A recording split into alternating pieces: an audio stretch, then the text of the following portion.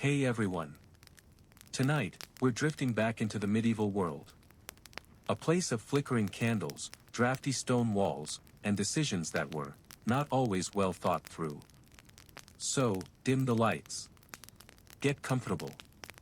And let your thoughts loosen their grip on the modern world, because for the next while, we'll be wandering through the strange, fragile, and occasionally self-destructive lives of medieval people who came remarkably close to wiping themselves out. Not with a single dramatic apocalypse. Nothing so efficient. But through a slow accumulation of poor hygiene, enthusiastic inbreeding, questionable medical advice, and a deep, unwavering confidence in being wrong. Because of course. Now, when we imagine medieval Europe, we often picture crowded castles, bustling markets, and kings confidently pointing at maps they didn't understand. What we don't always appreciate is just how close many populations came to complete collapse. Not once, but repeatedly. Almost as a hobby. Let's start gently, with the air itself. In medieval cities, the concept of sanitation was aspirational. Streets were narrow, homes were stacked, and human waste had to go somewhere. That somewhere was usually out the window. Literally. Chamber pots were emptied into streets with a shouted warning, which was less a public safety measure and more a courtesy gesture. Rivers doubled as drinking water and sewage channels, creating a sort of liquid roulette. You might get water. You might get dysentery. You might get both. Naturally, cities grew anyway. Paris, London, Florence, each became dense ecosystems of humans, rats, fleas, and bacteria, all sharing the same damp optimism. Plagues didn't arrive as shocking surprises. They arrived like overdue mail. The Black Death, of course, is the most famous. In the mid-14th century, it erased somewhere between a third and a half of Europe's population. And yet, what's remarkable isn't that it happened.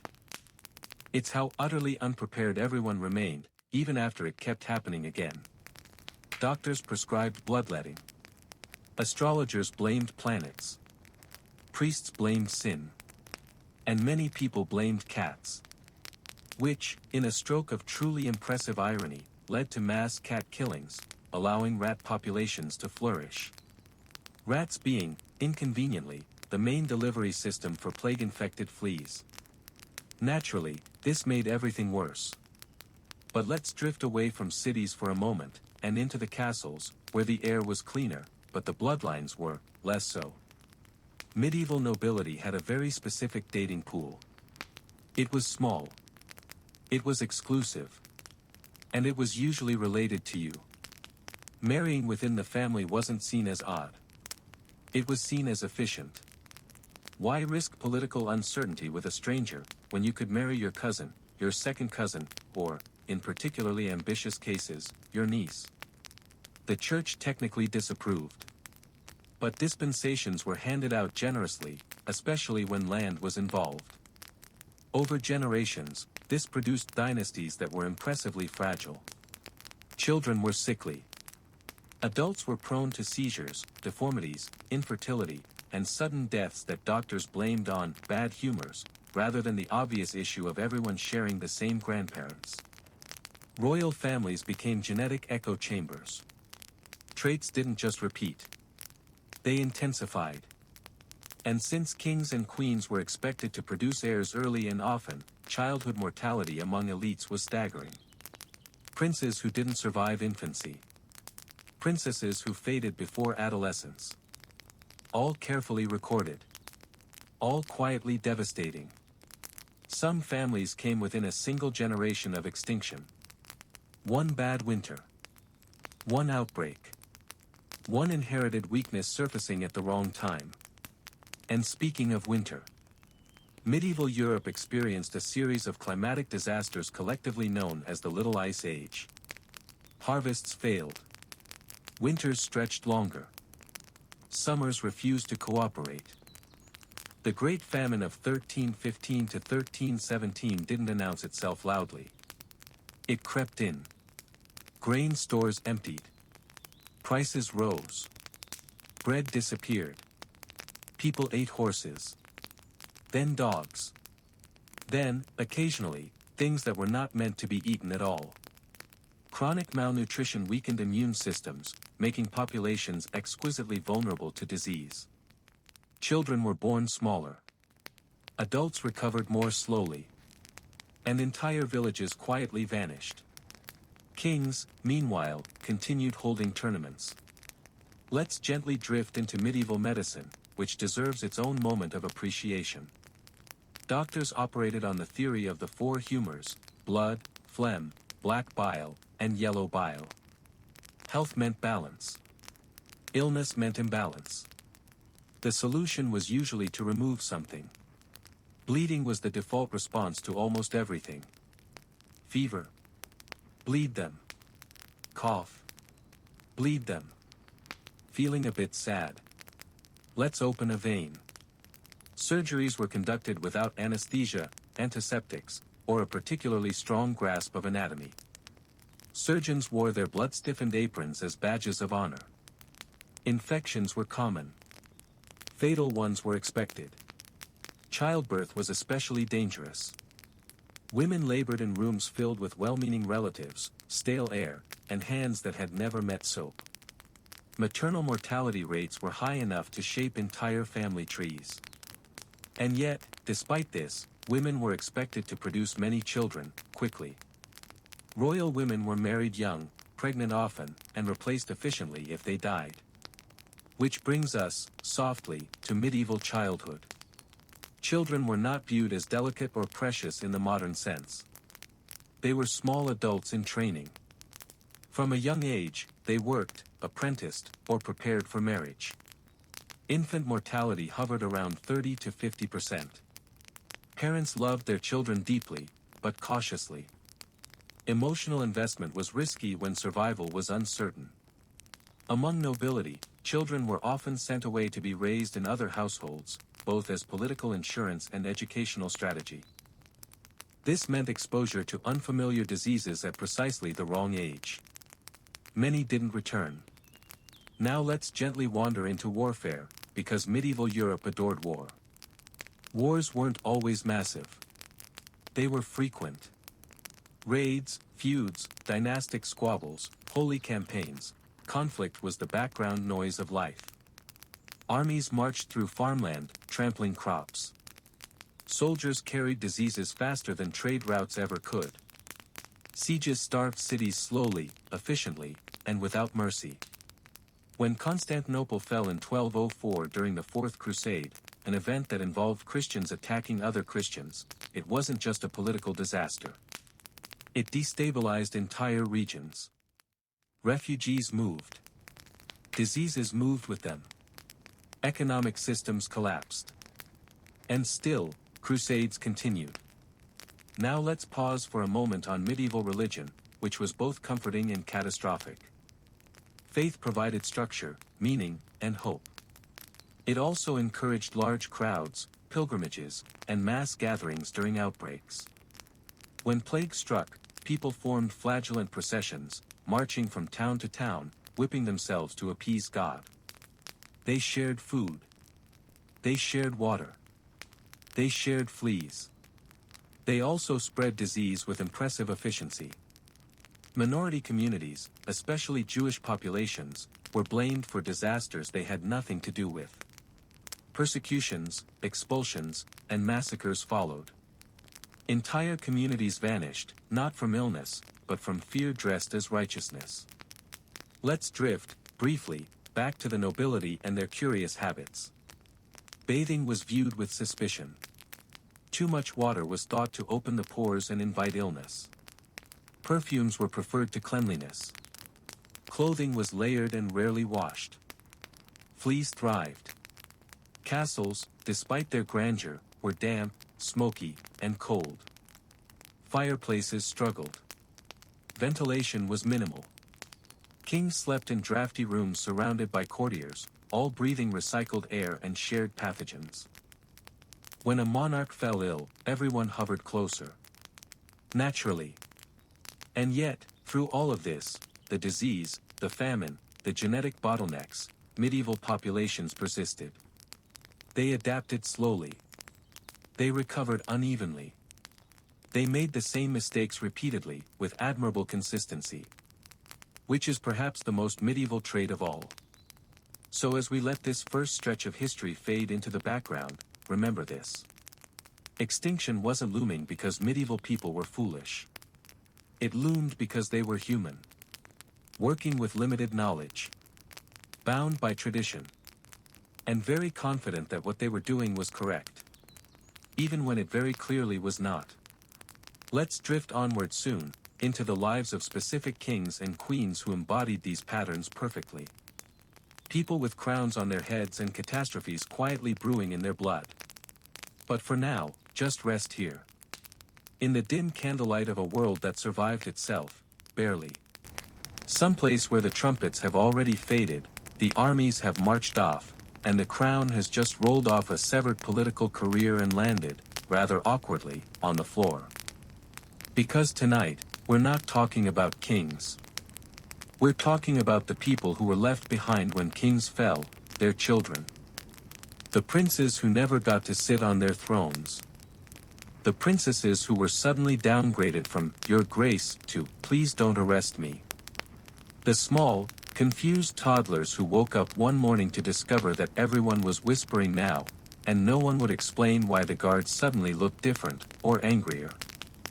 So, if you're ready, maybe dim the lights, settle a little deeper under the blankets, and let's drift through the long, accidental history of royal kids who became political baggage the moment their fathers lost the crown.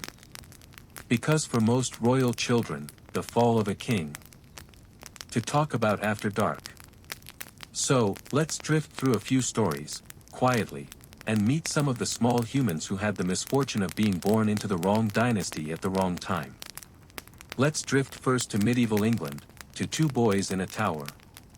You probably already know the story, though it's usually told with more drama and fewer yawns. But tonight, we're keeping everything soft, slow, and just gently unfortunate. The year is 1483. King Edward IV has died unexpectedly, leaving behind two sons, 12-year-old Edward, the new king, and 9-year-old Richard, Duke of York. These boys were more or less the royal equivalent of those bright hotel lobby vases that everyone pretends to love but secretly hopes will not be their responsibility. Edward IV's brother, Richard, Duke of Gloucester, suddenly decided that he was perhaps inexplicably and mystically destined to rule England himself. This was a very common condition among medieval uncles. Richard placed both boys in the Tower of London, officially for safekeeping, which medieval rulers said the way modern people say, I might have accidentally deleted something important. The boys were last seen playing in the courtyard. After that, nothing. No escape. No rebellion. No surviving diary entries that say something helpful like, please stop putting us in towers. Just silence. The new king, Richard III, insisted everything was fine. Everyone else pretended to believe him. And the princes simply became one of history's quiet unanswered questions. Their fall wasn't dramatic. It wasn't even particularly loud. It was just the gentle erasure of two children whose father lost the throne, and took their future with him. Next, let's drift to France. Where royal children suffered from a different problem entirely, they survived, which was inconvenient for everyone. Take the children of Louis XVI and Marie Antoinette. The French Revolution did not believe in half measures. When they removed a king, they made sure the removal was decisive, permanent, and executed with the kind of bureaucratic enthusiasm that only committees can summon. Louis XVI and Marie Antoinette had 4 children, though 2 died young. Their surviving son, Louis Charles, was 8 when the revolutionaries decided he was dangerous. Which is a strong word to apply to a child whose main political strategy was crying. After the king and queen were executed, Louis Charles became a problem. Because technically, in the eyes of royalists, he was now King Louis XVII. The revolutionaries solved this awkwardness by, well, locking him in a dark room. Alone. For years. A child. In solitary confinement. He was not allowed fresh air, schooling, or human affection, because affection, apparently, was politically suspicious now. He died at age 10. The official cause was illness, but the unofficial cause was everything. His sister, Marie-Therese, was luckier. Instead of being locked in a cell, she was traded, like slightly distressed royal furniture, for political prisoners held by Austria. She spent years trying to figure out who she was allowed to be now. Not a princess.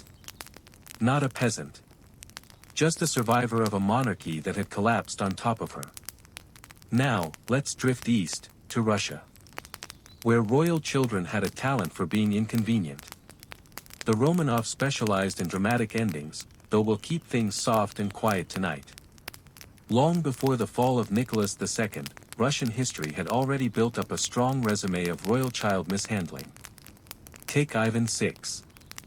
A baby who accidentally became Emperor of Russia at 2 months old, which is excessive responsibility even by royal standards. He was immediately overthrown by Elizabeth, daughter of Peter the Great, who politely decided she'd rather rule herself. Rather than harming the baby, which would have been rude, even for 18th century politics, she simply locked him away. But not in a sad Victorian orphan story sort of way. More like an eternally misplaced library book sort of way. Ivan spent his entire life, 23 years, moving from prison to prison. He grew up without toys, tutors, or friends. Whenever guards reported that he was kind, or quiet, or showed signs of intelligence, officials became nervous. Intelligent imprisoned princes were not fashionable. Eventually, he was murdered during a failed rescue attempt. A rescue attempt he didn't even know was happening. A child who became a king before he learned to walk, and a prisoner before he learned to speak. All because the wrong relative put on a crown at the wrong moment. Let's drift further back in time, to the world of the Byzantine Empire. A place where royal children grew up surrounded by marble, mosaics, religious chants, and the constant probability that someone was plotting against them during lunch. Take the case of Michael III's young son. Or the sons of Constantine VI. Or the many boys who had the misfortune of being crowned co-emperor at age 4, because Byzantines thought giving toddlers political titles was somehow stabilizing. These children often found themselves deposed, blinded, or quietly retired to monasteries. Monasteries, in medieval politics, were the equivalent of saying, "We're not killing you, but please never leave this building." Little princes spent their days copying manuscripts, contemplating theology, and trying to forget that they once technically ruled a quarter of the known world. Imagine being 7 and exiled to a monastery for political reasons. Imagine not even understanding the politics. Imagine being told, gently, by a monk, "No, dear, you can't be emperor anymore. Brother Gregory is in charge now." It was a soft ending. A quiet one. But no less final. And now, let's drift to the Mongol Empire. Where royal children dealt with an entirely different problem: they had too many fathers. Not biologically. Politically. When a Khan died, succession involved uncles, brothers, cousins, and ambitious steppe aristocrats who all believed, quite sincerely, that they were uniquely qualified to rule the largest land empire on earth. The sons of defeated Khans usually faced 3 fates. Absorption into another branch of the family, which was basically like being adopted by the people who had just conquered your parents.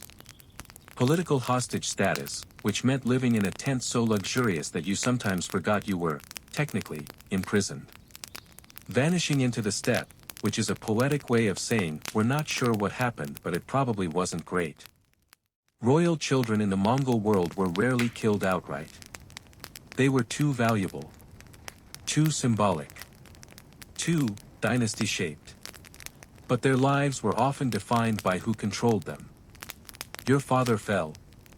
Your uncle now raised you. Another uncle wanted you dead. A third uncle might adopt you. A fourth uncle wanted to marry you into his line, if you happened to be a daughter. A fifth uncle might offer you a pony. It was complicated. but quietly complicated. Let's drift west again, this time to Scotland, where small royal children developed a survival strategy called, grow up in another country.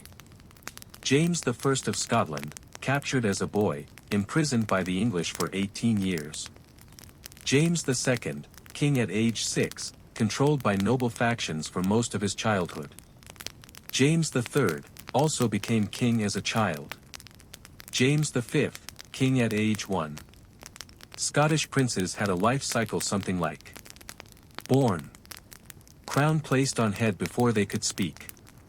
Noble regents start arguing. Child becomes a symbol.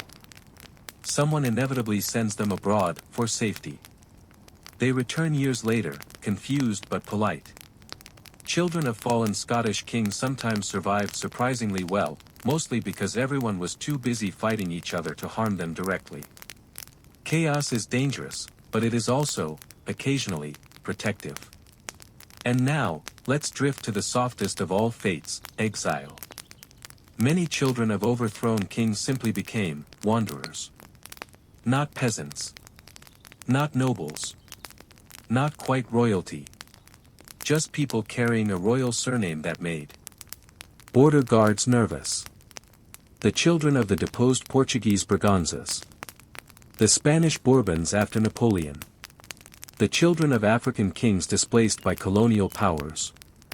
Indian princely heirs shipped to England for education. Persian princes sent to Paris. Ottoman princes exiled to France, where they discovered cafes, cigarettes, and the strange modern feeling of being irrelevant. Life in exile could be almost normal. Almost. But every passport, every letter, every polite conversation carried the quiet reminder that somewhere out there was a throne that used to be theirs and now belonged to someone else. No armies were chasing them. No towers were waiting. No prisons. Just a long, slow life spent not being what they were born to be. A soft ending. A tired one. But perhaps the kindest of all. So what happened to the children of fallen kings? Well, everything. And nothing. They were hidden. Protected. Imprisoned. Exiled. Married off. Forgotten. Or turned, accidentally, into symbols of rebellions they never asked for. Some grew up to be kings after all. Some became monks. Some became rumors.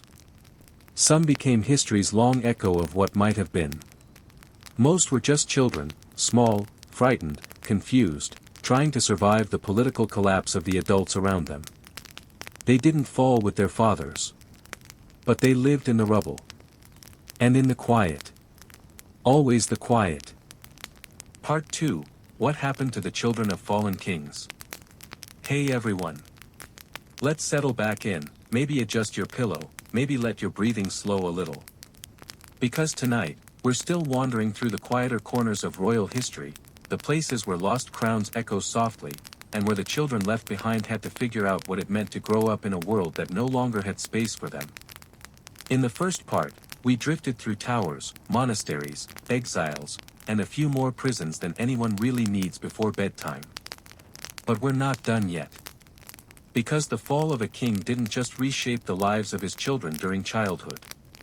It followed them into adulthood too, shaping who they married, where they lived, what they were allowed to say, and, occasionally, whether they were allowed to say anything ever again. So let's keep drifting. Softly. Quietly. Through the long shadow cast by a fallen crown. Let's move back for a moment to a kingdom that always seemed to fall apart at exactly the wrong time, England. We tend to imagine English princes growing up in warm, well-lit palaces, surrounded by knights and tutors who said things like, "Your Highness, perhaps don't poke the tapestry with that dagger." But for the children of fallen kings, the castle walls weren't comforting. They were warning labels. Take Henry VI, the chronically unlucky king who lost his throne twice and spent the rest of his life proving that mental illness and medieval politics were a disastrous combination. His only son, Prince Edward of Westminster, was raised like a child who was already a political slogan. People whispered that the Queen ruled in his name. People whispered that he wasn't even Henry's biological child. People whispered a lot. Medieval people loved whispering, and none of it helped a young boy who just wanted to throw a javelin and be left alone. Prince Edward grew up in exile. France, Scotland, back to France, then back to England. His father's crown came off like a loose button, and every time it fell, Edward's life tilted a little more. By age 17, he wasn't just a prince, he was a symbol of a civil war. And symbols rarely get happy endings. He died at the Battle of Tewkesbury. Some say he fell in combat. Some say he was executed afterward. Some say he annoyed the wrong nobleman. The accounts vary, which usually means the truth wasn't flattering. Prince Edward never sat on the throne. He barely sat still. His whole life was spent moving, a wandering heir following a wandering crown. Let's drift a little south, to the sunlit courts of Spain. Spain produced some of the most tragic royal children in Europe, not because they were violently deposed, but because they were delicately undermined. Take the children of Queen Joanna, better known, somewhat rudely, as Juana la Loca, or Joanna the Mad. Now, Joanna probably wasn't mad. She was more likely depressed, isolated, manipulated, or all three. But medieval men had a very specific way of describing women who didn't do what they wanted. Ah yes, she must be insane. When Joanna's husband died, the charming, unfaithful, politically gifted Philip the Handsome, her mental health collapsed. Naturally, the men of the family saw this as a political opportunity. Her children were quietly taken from her. One by one. Her oldest son, Charles, was raised to rule an empire. Her daughters were sent to convents or political marriages. Joanna herself was locked away in a monastery for nearly 50 years, not because she was dangerous, but because her existence was politically inconvenient. And her children? Well, they grew up with power, yes. But also with the knowledge that their rise had required their mother's disappearance. Fallen kings were one thing. A fallen queen was another. And her children lived in the shadow of a decision that none of them had been old enough to understand. Now let's float east again, to the glittering but brittle world of chimneys, the medieval game changer. Now, at some point, humanity decided that maybe, just maybe, all the smoke in the living room was a problem. That's when the chimney entered the chat. Chimneys began appearing in the late 12th and early 13th centuries, first in monasteries and wealthy homes. It was a total revolution in heating. Instead of one smoky hearth in the middle of a room, you could now have multiple fireplaces on different floors, each with a flue that carried smoke neatly out of the building. The downside? Chimneys were expensive to build, tricky to maintain, and had an unfortunate habit of catching fire. Still, they were a huge step up from, let's just make a bonfire indoors and hope for the best. Castles like Dover and Kenilworth in England eventually got elaborate chimney systems with fireplaces big enough to roast an ox, which, coincidentally, was sometimes exactly what they were used for. The warming pan and other medieval inventions. Even with fireplaces, bedrooms could still feel like meat lockers. That's where a few clever little tools came in. One was the warming pan, a small metal pan with a long handle, filled with hot coals and slid between the bed sheets before sleeping. Think of it as a 14th century electric blanket, minus the electricity, and plus a small risk of setting your mattress on fire.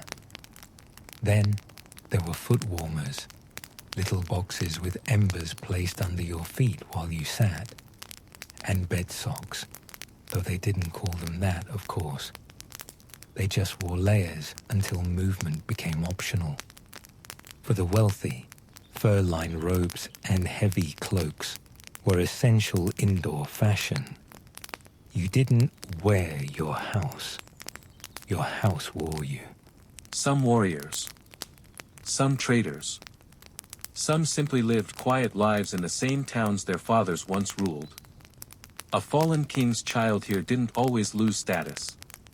Sometimes, they gained a new one untouched by the responsibilities or expectations of ruling. It was one of the few places where a royal child might look at their father's downfall and think, well, this might actually be an improvement.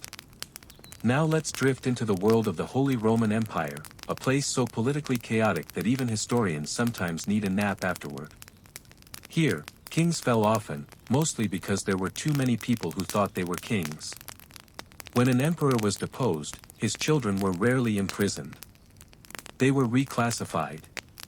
A royal son might become a duke, a margrave, a prince-bishop, or, in particularly bureaucratic cases, a count of something recently invented. Royal daughters were married off to neighboring states as quickly as humanly possible, usually to secure the family's next political gamble. The children of fallen emperors didn't disappear. They just slid sideways into different political boxes. Sometimes they rose again. Sometimes they didn't. But they rarely died for their father's crown. They just adjusted their titles. Medieval Europe loved titles. It had more titles than common sense. Next, let's wander up to Scandinavia, where monarchies rose and fell the way snowdrifts shift in the wind, quietly, slowly, and with minimal paperwork. Children of fallen kings in Denmark, Norway, and Sweden were often fostered by noble families, raised in comfortable obscurity until someone decided whether they were a problem or not. Many lived perfectly normal lives. Or as normal as one can live when one's name still opens castle doors. Some became knights. Some clerics. Some even became merchants, which medieval nobles considered slightly embarrassing but not fatal. But occasionally, one child would return. Like a quiet ghost. Like a rumor with better posture. But occasionally, one child would return. Like a quiet ghost. Like a rumor with better posture. Claiming a throne. Reviving an old claim. Starting a gentle, well-mannered civil war. Scandinavian civil wars were famously polite. Many ended with treaties that basically said, let's just share the crown and take turns. This created some very confused children of very confused fallen kings. But confusion, at least, was not fatal. Now let's drift back into France, because France always has one more tragic royal child waiting in the wings. This time, it's the children of Napoleon. Now, Napoleon did not technically fall. He more slid down the political staircase, loudly, twice. His son, Napoleon II, was taken to Austria and raised by a grandfather who preferred him safely hidden behind curtains. He grew up in luxury. But never learned French properly. Never saw a battlefield. Never ruled anything larger than his own schedule. He died at 21, consumed by tuberculosis, and by the weight of a name too large for one boy to carry. His father had ruled Europe. He ruled his bedroom. This was one of the softest, saddest forms of political erasure, the kind that replaces power not with prisons, but with polite suffocation. And finally, let's drift to the quietest fate of all, the children who simply chose to disappear. Some royal children, after losing everything, walked away. They changed their names. They became scholars, merchants, priests, poets, people who bought bread without anyone bowing. Some lived longer than any of the kings who replaced their fathers. Some lived happier. Some lived anonymously. Some lived freely for the first time. A fallen king's child did not always fall. Sometimes they landed somewhere softer. Somewhere human. So what happened to the children of fallen kings? Everything. And also, nothing unusual. They were protected, imprisoned, adopted, tucked away, lost, found, married off, forgotten, or quietly transformed into someone entirely different. Most didn't want power. Most didn't understand it. Most were simply born at the wrong moment in the wrong palace. They survived their father's downfalls, not with swords, not with diplomacy, but with smallness. With silence. With patience. Because children do not fall with kings. They only live in the shadows left behind. And those shadows stretch very, very far. Hey everyone. Let's settle back in, loosen the shoulders, maybe take that slow breath you meant to take 10 minutes ago. Because tonight, we're wandering into the softer, dustier corners of royal history again, the places where the portraits stop, the records fade, and the children of fallen kings continue to quietly exist, long after the crown has slipped off someone's head and hit the floor with a very undramatic thud. No need to hurry. We'll just drift. From one hidden room to another. From one displaced child to the next. And, as usual, we'll keep the tone gentle, even if the royals involved made decisions that were anything but. Let's drift to France, and into a tower with two very unfortunate boys. The story of fallen kings in France has a particular flavor to it. A flavor best described as a mix of wine, paranoia, and a complete inability to handle political transitions without locking someone up. So, let's settle into the quiet tragedy of the princes in the tower's French equivalent, the story of Charles Orleans' son, a small, quiet boy named Louis of Orleans, who had the misfortune of being born into a dynasty that loved power but hated stability. Louis's father, Charles, had been one of France's most important dukes, until he was assassinated in a narrow Parisian street by the men of the rival Burgundy faction. It was a classic medieval move. Very political. Very personal. Very messy. Louis was just a toddler at the time. Which meant he inherited exactly three things. A title. A set of enemies. And anxieties he was too young to understand but almost certainly felt anyway. When his father fell, Louis became a political problem, which, in royal life, is never good for childhood development. He didn't get a comforting nursery or a wise tutor. He got confinement. A quiet one. But still confinement. His closest relatives protected him in big stone houses with thick walls and very few windows, a medieval way of saying, please don't kill this child. We're trying to keep him alive long enough for him to learn how to sign documents.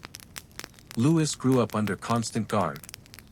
He wasn't allowed to mingle with other noble children, because mingling tends to lead to alliances, and alliances tend to lead to rebellions, and France had enough rebellions to last several lifetimes. He spent years reading, pacing, and being politely bored. A lifestyle he perfected to the point that, once free, he became one of medieval Europe's most introverted poets. Which makes sense. If your childhood is essentially a politely lit prison, poetry becomes a natural escape. But Louis was one of the lucky ones. He survived childhood. He grew up. He eventually left his fortress of safety and walked into adulthood like a hesitant deer stepping out of the woods, deeply suspicious of sunlight. And then, he rebuilt his family. Quietly. But fully. A rare, soft ending. Now let's float over to Russia. Where fallen kings created children no one wanted to claim. Russia, in the days of dynasties and tsars, had a very specific approach to handling the children of disgraced rulers, pretend they didn't exist, but also keep them under watch, just in case they ruined everything by existing too loudly. One such child was Ivan VI, a forgotten czar who became a baby emperor, then an imprisoned toddler, then a political inconvenience, and then a tragic footnote. But tonight isn't about Ivan. It's about his siblings. The ones history usually forgets, because they were neither crowned nor killed, they just lived in that strange middle space of, too dangerous to free, too harmless to execute. When Ivan VI's regency collapsed and Empress Elizabeth seized the throne, because Russians never did anything calmly, she ordered the entire family arrested. The children, all under 10, were packed into wagons and taken deep into the countryside. Not dramatically. Not violently. Just quietly. The way unwanted letters are slipped into a drawer. They lived in a series of small houses, accompanied by guards who were instructed to make their lives dull, controlled, and uneventful, an order they followed with exceptional enthusiasm. For years, the siblings weren't allowed visitors, weren't taught politics, weren't allowed books without approval, weren't permitted to write letters. The goal was simple: let them grow up, but let them grow up away from everything. They became adults with no political ambitions because they had no political vocabulary. They couldn't rebel, they barely understood what rebellion meant. They didn't even know how their brother had once been Tsar. That detail had been removed from their lives the way a teacher erases the last line on a chalkboard. Eventually, they were quietly released. Not into power, just into obscurity. A gift, in its own understated way. Their story is soft, but heavy, like a blanket that's been sitting in a cupboard too long. Let's drift west, to Scotland, where a queen's children grew up without her. Now we float to Scotland. A land of fog, stone, and monarchs with more dramatic arcs than a modern TV show, but we'll keep it slow. This is the gentle tragedy of Mary, Queen of Scots' children. Mary's fall was famously turbulent. But the fate of her only surviving child, James, is less dramatic and more, quietly ironic. When Mary was imprisoned and forced to abdicate, baby James became king. Not that he noticed. He was 1 year old and mainly concerned with basic survival and whatever medieval toys were available, which, given Scotland's budget at the time, were probably carved sticks. The Scottish lords, not trusting Mary or each other, whisked James away to Stirling Castle. They raised him with strict tutors, cold rooms, and a Scottish fear of disorder, which he absorbed like a sponge. James grew into a nervous, bookish young man. He adored learning. He also adored not being murdered, which became his lifelong hobby. His mother remained imprisoned, first in Scotland, then in England. James grew up seeing her name mostly in letters, reports, and occasionally whispered warnings. The emotional distance became physical distance. And the physical became permanent. James became King of England. Mary died without ever seeing him again. It's the kind of tragic relationship that could fuel an entire season of a prestige drama. But we'll keep it soft here. Just a mother and child who lived parallel lives, drifting further apart with every passing year. A gentle wandering into the lives of the forgotten sons of the Islamic empires. Most Islamic empires had well-organized systems. But none were particularly kind to the spare sons of fallen rulers. Take the Abbasid princes after the Mongol sack of Baghdad. When the city fell in 1258, many members of the royal family vanished, some killed, some escaped, and some quietly reappeared years later in the courts of other Muslim rulers, looking very much like people who had just watched their entire world collapse. One such child was Abu el-Qasim Ahmad, a young prince who managed to survive by being so small and so politically irrelevant that the Mongols didn't bother with him. He was quietly smuggled out, hidden in caravans, protected by distant relatives who hoped, without much confidence, that the dynasty might someday revive. He grew up in Cairo, in a world that was not his, surrounded by reminders of a caliphate that no longer existed. His caretakers told him stories about Baghdad the way people tell children about mythical lands, softly, carefully, with more nostalgia than accuracy. He eventually lived his life as a symbolic figurehead, used by the Mamluks to claim legitimacy. Not a ruler. Not truly a prisoner. Just a polite ornament of empire. A strange existence. Quiet. Dignified. Slightly sad. And finally, a soft glide toward China, where fallen dynasties lingered for centuries. China had one of the most interesting approaches to the children of fallen kings: they let them live. Usually. But under watch. Lots of watch. When the Ming dynasty collapsed and the Qin took over, thousands of princes, princesses, cousins, and faintly related relatives suddenly became remnants of a dynasty that no longer existed. And the Qin, practical as always, had a simple policy. Don't kill them. But don't let them wander either. Many were given small stipends, small houses, small expectations. One such child, Zhu Yosong's young nephew, became the quiet center of a small community of surviving Ming loyalists. They treated him with the reverence normally given to a ruler, even though he had no authority and no real future as a monarch. He grew up in a tiny, quiet world, tea houses, old stories, loyal retainers too old to fight, and a city that barely remembered the dynasty he represented. He became a living memory. Not a king. Not a prisoner. Just a reminder of something that used to be. And when he died, the loyalists mourned him as if the last ember of an entire era had finally gone out. A very small flame. But a warm one.